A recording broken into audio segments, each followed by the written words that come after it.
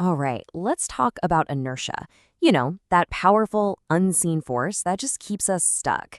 It's this kind of psychological gravity that roots us to the spot, often way, way after we know we should probably get going. So let's dive in. I mean, think about it.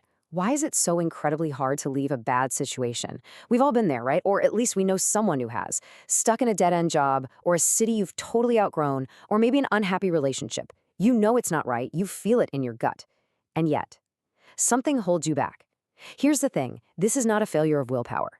It's a really complex system with its own specific anatomy. And today, we're gonna break it down piece by piece. Okay, first up, let's look backwards. A huge, huge part of what keeps us stuck right now is the weight of everything we've already put in. Our past doesn't just trail behind us. Sometimes it feels like a massive anchor holding us right in place. And this brings us to a fascinating mental trap that has a name. It's called the sunk cost fallacy. This is a critical error our brains make all the time. We start to believe that the more we've invested in something, whether it's our time, our money, our emotions, the more we have to see it through, to avoid wasting that investment. But here's the tough truth.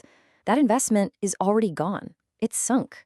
Making decisions about your future based on costs in the past, that's kind of like trying to drive a car forward by looking only in the rearview mirror. It just doesn't work. And this is exactly how it sounds in real life, in our own heads. It's not some logical calculation we're doing, it's deeply emotional. The thought of those 3 years being for nothing is just so painful that we'd rather sign up for another year of misery than just accept the loss and change course. This really shows that this anchor of the past has a lot more to do with our fear of regret than any kind of rational plan for the future.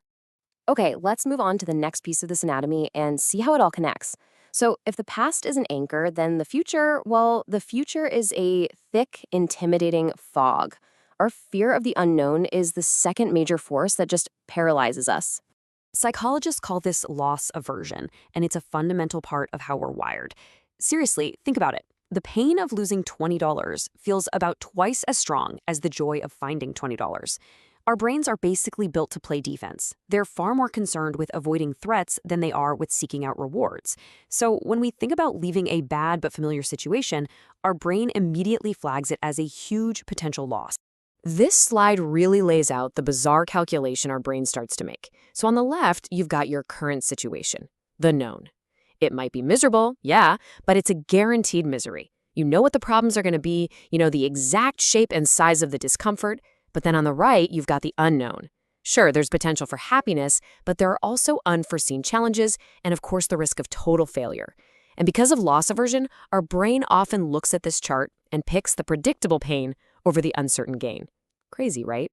So we've got the anchor of the past, and we've got the fog of the future. But there's a third piece to this puzzle, and it's maybe the most counterintuitive one of all. This strange sense of security we manage to find right where we are. You could call it the comfort of the cage. You see, our minds absolutely crave patterns and predictability. It takes a lot of mental energy to deal with chaos and uncertainty.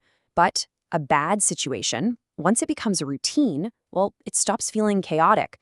The pain itself becomes predictable. You know when it's going to hurt, how it's going to hurt, and what you need to do to just get through it. And that predictability can start to feel a lot like safety, creating a comfort zone that is, ironically, anything but comfortable. Okay, so let's put it all together now. These three forces, the sunk cost fallacy, loss aversion, and this bizarre comfort of familiarity, they don't just work in isolation. Oh no, they actually feed off each other, creating this powerful system that just locks us into place. And here is that system in action. It goes something like this. First, regret over your sunk costs makes you hesitate. You think about all that time and effort. Then, loss aversion swoops in and magnifies that hesitation with a ton of anxiety about the future. And finally, the so-called comfort of the cage leads to paralysis in the present, making that familiar pain feel safer than taking an unknown risk. All of this creates a self-reinforcing cycle.